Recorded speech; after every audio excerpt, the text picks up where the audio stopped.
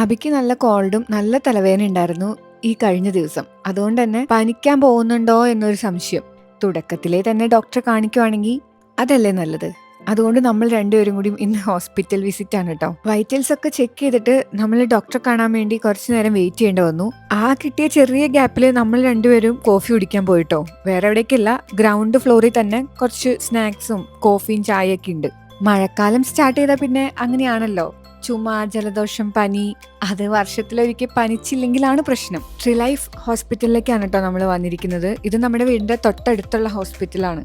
അങ്ങനെ കഥയൊക്കെ പറഞ്ഞ് കോഫി, കട്ട്ലേറ്റ്, പപ്സ് ഇത് കഴിഞ്ഞപ്പോഴത്തേക്കും നമ്മുടെ ഡോക്ടറെ കാണാനുള്ള ടൈം ആയിട്ടുണ്ടായിരുന്നു. ഡോക്ടറെ കണ്ട് ഡീറ്റെയിൽ ആയിട്ട് ഡോക്ടറോട് നമ്മുടെ കാര്യങ്ങളൊക്കെ പറഞ്ഞ് ആവശ്യത്തിനും അനാവശ്യത്തിനും കുറേ മരുന്നുകളൊക്കെ വാങ്ങി നമ്മൾ വീട്ടിലേക്ക് പോന്നു.